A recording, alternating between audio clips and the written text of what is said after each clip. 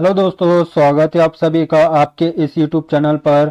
आज हम देखने वाले हैं जीन पियाजे, जो कि सीटीटी के एग्जाम के लिए महत्वपूर्ण मनोवैज्ञानिक है।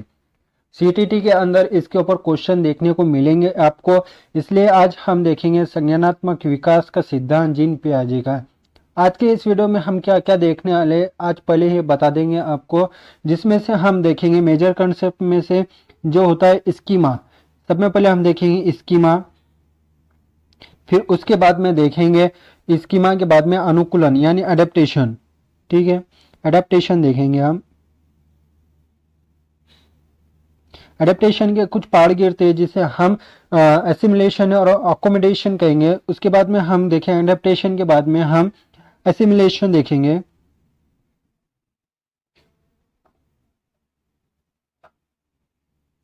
एसिमिलेशन के बाद में हम देखेंगे अकोमोडेशन।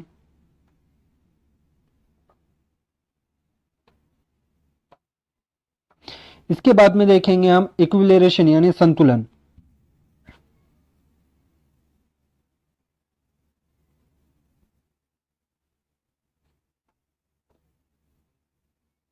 ठीक है, इनके ऊपर सीटीटी के एग्जाम के अंदर किस तरह से क्वेश्चन पूछे जाते हैं वो भी हम इसके अंदर लिए हैं क्वेश्चन आपको, कि सीटीटी के एग्जाम के अंदर किस तरह से क्वेश्चन आते हैं।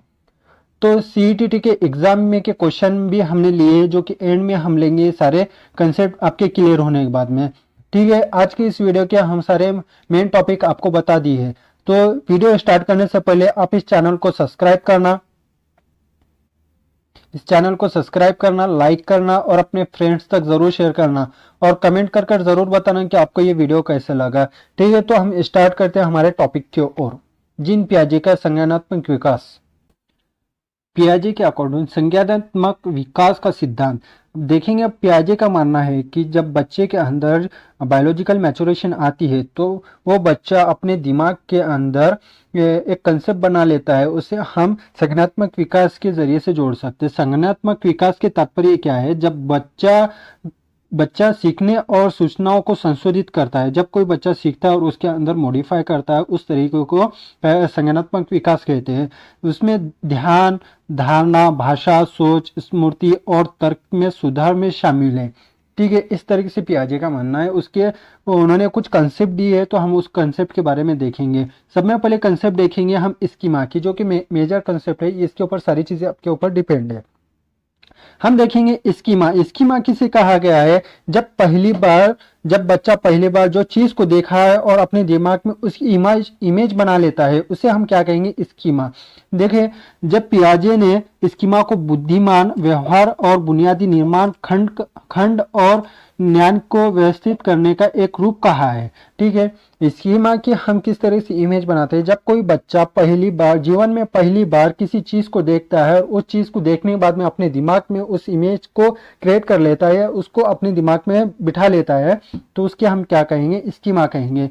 एग्जाम्पल के तौर पर देखा जाएंगे, जब बच्चा अपने पिताजी के साथ में यानी अपने पापा के साथ में जब बाहर निकलता है तो उसे एक क्या दिखाई देता है? डॉगी दिखाई देता है। ठीक है, तो पापा से पूछता है, पापा पापा ये क्या है? तो पापा उसे कहते हैं, बेटा ये डॉगी है। ठीक है, ये व्हाइट कलर का जब उन्हें डॉगी देख लिया है तो उसके दिमाग में क्या बन गया है?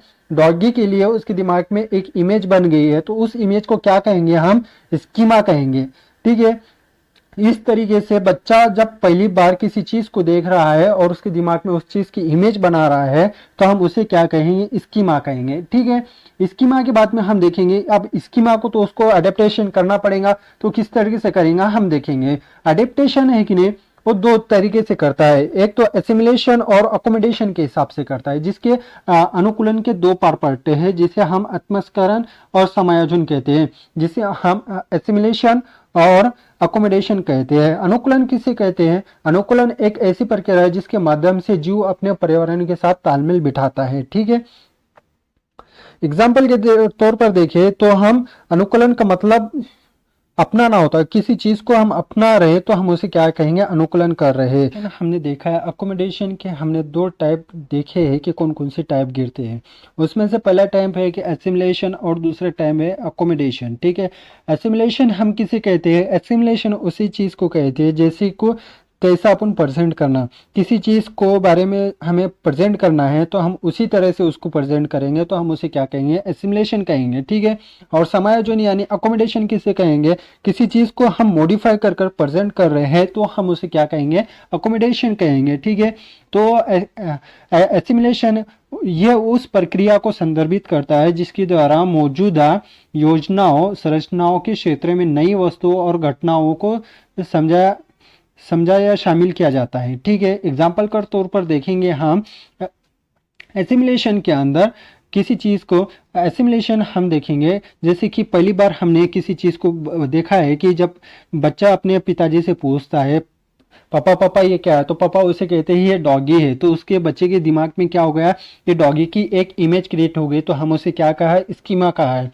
अब उसने बाहर जाने के बाद में और कुछ चीज़ें देखी, उसके अंदर एक ब्लैक कलर का फिर से एक डॉगी दिखा है, तो फिर से पूछेंगे ये पापा पापा है, तो इसकी चीज़ के अंदर है कि नहीं, उसके ज्ञान के अंदर किसी चीज़ की ऐड हो रही है, क्या चीज़ ऐड हो रही है, उस बच्चे के एक चीज़ के नॉलेज के अंदर एक चीज़ ऐड होती जा रही है, यानी एक चीज़ में ऐड होते जाना, चले जाना, उसे हम क्या कहेंगे, एसिमुलेशन कहेंगे। और एक बात उसके अंदर ऐड करेंगे, पूरे ज्ञान को नए ज्ञान के साथ में जोड़ना, उसे क्या कह रहे हैं हम, एसिमुलेशन कह रहे हैं। जबकि वो बच्चे ने पहले ज्ञान को दूसरे ज्ञान के साथ में जोड़ा तो उससे क्या होगा, पता चला गया एसिमुलेशन होता है, ठीक है। दूसरा बात देखेंगे हम, समायोजन। समायोजन किसे कहते हैं, समायोजन हमने अभी देखा है कि किसी चीज़ को मॉडिफाई कर कर किसी चीज़ को प्रेजेंट करना, उससे क्या कहते हैं हम, अकोमोडेशन कहते हैं, ठीक है। एकोमोडेशन का एग्जाम्पल लेंगे हम, एकोमोडेशन का एग्जाम्पल इस तरीके से देखा जाएगा, जब बच्चे के दिमाग में क्या बन गया था, स्कीमा और एसिमुलेशन था, जब डॉगी के टाइप्स के अंदर उसे पता चला कि उसे के कुछ टाइप होते हैं तो उसे क्या कहेंगे, हम एसिमुलेशन कहेंगे। उसके बाद में हम एकोमोडेशन किसे कहेंगे, जब उसके ज्ञान को वो मॉडिफाई करता है। एग्जाम्पल के तौर पर जब बच्चा पापा के साथ में मार्केट में घूम रहा था तो डॉगी तो देख लिया था उसने, लेकिन अभी तक कैट की उसके दिमाग के अंदर किसी तरह की इमेज नहीं बनी थी, तो पापा से कहता है पापा पापा देखो डॉगी ने भो भो की जगह पे म्याऊ म्याऊ कर रहा है, तो बच्चे के दिमाग में क्या हो गया, एक पिछले ज्ञान के एसिमुलेशन में उसको टाइप ऐड किया था, लेकिन उसने कैट को नहीं देखा था, इसलिए उसे म्याऊ म्याऊ करती ये नहीं पता था। तब उसके पिताजी ने उससे कहा कि बेटा ये डॉगी नहीं, ये कैट होती है जिसे वो म्याऊ म्याऊ कर रही है, ठीक है। तो उसके अंदर क्या होगा, उसकी चीज के उसके दिमाग के अंदर उसने अपने पूरे ज्ञान में परिवर्तन किया और वातावरण के साथ तालमेल बिठाया, उससे क्या कहेंगे हम, समायोजन। मतलब कि जब बच्चा किसी चीज़ को देखता है, उस चीज़ को नॉलेज को अपने हिसाब से मॉडिफाई करता है तो हम उसे क्या कहेंगे, समायोजन यानी अकोमोडेशन। उसने क्या किया, अपने ज्ञान को अपनी अपडेट किया यानी मॉडिफाई किया, इसलिए हम उसे क्या कहेंगे, अकोमोडेशन कहेंगे, ठीक है। हमने सब में पहले तो स्कीमा देखा है, फिर बाद में क्या है देखा है, एडेप्टेशन। एडेप्टेशन के दो पार्ट देखे जिसमें हम एसिमुलेशन और दूसरा उसका टाइप होता है अकोमोडेशन। ये सारी चीज़ें हमने देखी है। उसके बाद में देखने वाले हम इक्विलिब्रियम यानी संतुलन। हम संतुलन किसे कहते हैं, इसके द्वारा बच्चा आत्मस्करण और समायोजन के प्रक्रियाओं के बीच तालमेल बिठा लेता है यानी संतुलन कर पाता है, तो हम उसे क्या कहेंगे, इक्विलिब्रियम कहेंगे। जैसे कि यहाँ पे कहा गया है, जैसे कि एसिमुलेशन और एकोमोडेशन की प्रक्रिया द्वारा आने वाली संज्ञानात्मक स्थिरता यानी तुलन या संतुलन प्राप्त में संतुलन है। मतलब इसका मतलब क्या होता है, बच्चा है कि नहीं, जब एकोमोडेशन और एसिमुलेशन दोनों के बीच का अंतर करना जान जाता है तो हम उसे क्या कहेंगे, इक्विलिब्रियम कहेंगे, ठीक है। जब बच्चा कैट और डॉग के बारे में अंतर करना जान लेता है तो हम उसे क्या कहेंगे, इक्विलिब्रियम कहेंगे, ठीक है। इससे पहले हमने देखा था एसिमुलेशन क्या कहते हैं, एसिमुलेशन को हम जैसा था वैसे ही प्रेजेंट करने को हम क्या कहते हैं, एसिमुलेशन कहते हैं। अकोमोडेशन को क्या कहते हैं, किसी चीज़ को उसके अंदर इम्प्रूवमेंट यानी मॉडिफाई कर कर बोलना, हम उसे क्या कहते हैं, अकोमोडेशन कहते हैं। और इक्विलिब्रियम क्या कहते हैं, एसिमुलेशन और अकोमोडेशन का दोनों के बीच का डिफरेंस पता हो जाना बच्चे को, उसे हम क्या कहेंगे, संतुलन यानी इक्विलिब्रियम कहेंगे। इस तरीके से हमने आज आपको तीनों कंसेप्ट इजीली समझाए, जो उम्मीद करता हूं कि आपको सारी चीज़ें समझ में आ गए होंगे। इसके ऊपर कि एग्जाम के अंदर किस तरह से क्वेश्चन पूछे जाते हैं हम देखेंगे। हम क्वेश्चन देखेंगे, स्कीमा का मतलब क्या है, तो इस तरीके से क्वेश्चन एग्जाम के अंदर पूछे जाते हैं। तो हम देखेंगे पहला क्वेश्चन अपना स्कीमा मतलब होता है।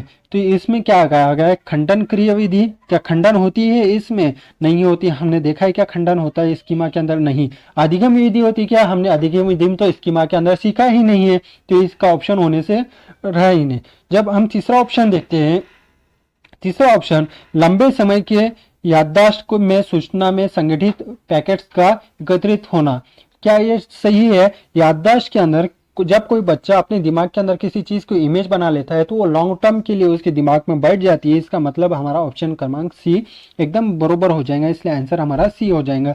डी ऑप्शन किस तरीके से होगा, शारीरिक प्रतिवाद क्रिया विधि है क्या? नहीं है, इसलिए हमारा ऑप्शन क्या हो जाएगा, डी भी गलत हो जाएगा। हमारा ऑप्शन क्या सही हो जाएगा? सी हो जाएगा, इसलिए हमारा इसका आंसर क्या हो जाएगा? सी। लंबे समय के याददाश्त में सूचना में संगठित पैकेट्स का एकत्रित होना स्कीमा कहलाता है। ठीक है, अगला क्वेश्चन देखते हैं हम। जीन पियाजे के सिद्धांत के अनुसार अनुकूलन किन दो मूल प्रक्रियाओं पर समाहित है? मतलब अनुकूलन हमने देखा है एडेप्टेशन के दो पार्ट पढ़ते हैं। कौन कौन से पार्ट पढ़ते हैं? एक तो होता है एकोमोडेशन और दूसरा होता है एसिमिलेशन। ठीक है, इसके दो पार्ट गिरते हैं, मतलब समायोजन और समावेशन। ये जीन पियाजे के दो मूल जीन पियाजे के अनुकूल यानी एडेप्टेशन के दो पार्ट गिरते हैं। इस तरीके से क्वेश्चन नंबर दूसरे का आंसर क्या हो जाएगा? फर्स्ट हो जाएगा। अगला क्वेश्चन देखते हैं हम। जब छोटी बच्ची ऊंट को पहली बार देखती है तो उसे ऊंची ऊंट पीठ वाला घोड़ा कहती है। पियाजे के सिद्धांत में यह किसका उदाहरण है? सब में पहले तो हमें पता है कि जब पहली बार देखते हैं तो हम उसे क्या कहते हैं। ठीक है, इसका मतलब उन्हें क्या कह रही है, जब छोटी बच्ची ऊंट को पहली बार देखती है, ठीक है, तो वो उसे ऊंची पीठ वाला घोड़ा कहती है। मतलब उसका घोड़े का कंसेप्ट क्लियर है, उन्हें इससे पहले उसने घोड़े को देखा था, इसलिए उसका घोड़े का कंसेप्ट क्लियर है। ठीक है, तो हम देखेंगे इसका ऑप्शन में क्या संरक्षण होगा? इसका आंसर नहीं होगा, क्योंकि हमने अभी तक संरक्षण देखा ही नहीं है। ठीक है, ठीक है, केंद्रीकरण क्या होता है? केंद्रीकरण के बारे में हमने अभी तक जाना नहीं है। ठीक है, जीववाद और समावेश के अंदर इसका आंसर हो जाएगा। क्यों पता है? समावेश के अंदर जब पहली बार छोटी बच्ची देखती है घोड़े को और उसकी इमेज अपने दिमाग के अंदर बना लेती है और फिर बाद में बाहर जाने के बाद में उसको ऊंट दिखता है, उसे क्या कहती है? ऊंची पीठ वाला घोड़ा। इसका मतलब घोड़े के अंदर उसके इमेज बन चुकी थी, इसलिए हम उसे क्या कहेंगे? अपने नॉलेज के अंदर वो समावेशन कर रही है, अपने किसी नॉलेज के अंदर, अपने टाइप के अंदर वो ऐड करती जा रही है। ठीक है, इसलिए हमारा आंसर क्या हो जाएगा? डी हो जाएगा, ना कि ए, बी और सी। ये तीनों भी आंसर अपने नहीं होंगे, ऑप्शन क्रमांक डी अपना आंसर हो जाएगा। अगला क्वेश्चन देखते हैं हम। जीन पियाजे के संज्ञानात्मक विकास के सिद्धांत के अनुसार स्वयं पर्यावरण के बीच संतुलन की खोज की प्रक्रिया क्या कहलाती है? सबसे पहले तो हम संतुलन देखेंगे। संतुलन क्या है? हमने देखा है कि अकोमोडेशन और एसिमिलेशन दोनों के बीच का अंतर कर पाना यानी एसिमिलेशन इक्विलिब्रेशन होता है। तो हमें देखना है जहाँ पे संतुलन आ जाएगा तो उसका आंसर क्या हो जाएगा? इक्विलिब्रेशन या इक्विलिब्रियम, संतुलन, इस तरीके से आंसर हो जाएगा। इसलिए हमारा ऑप्शन क्रमांक ए ही इसका आंसर हो जाएगा। ठीक है, इस तरीके से हमने आज देखा है। सब में पहले तो स्कीमा देखा है, फिर उसके बाद में हमने एडेप्टेशन यानी अनुकूलन देखा है। उसके दो पार्ट देखे जिसमें हम एसिमिलेशन और अकोमोडेशन कहते हैं। फिर उसका दोनों का बीच के अंतर जानना, हम उसे क्या कहेंगे? इक्विलिब्रेशन कहेंगे। कि इन तरीके के हमने सारे पार्ट कवर किए और एग्जाम के अंदर सीईटी के एग्जाम के अंदर किस तरह से क्वेश्चन पूछे जाते हैं वो भी हमने आपके सामने प्रेजेंट किए हैं। आपको वीडियो पसंद आया होगा तो लाइक जरूर करना और अपने फ्रेंड्स तक जरूर शेयर करना, सब्सक्राइब करना, लाइक करना और अपने फ्रेंड्स तक जरूर शेयर करना है। मिलते हैं हम अगले नेक्स्ट वीडियो में।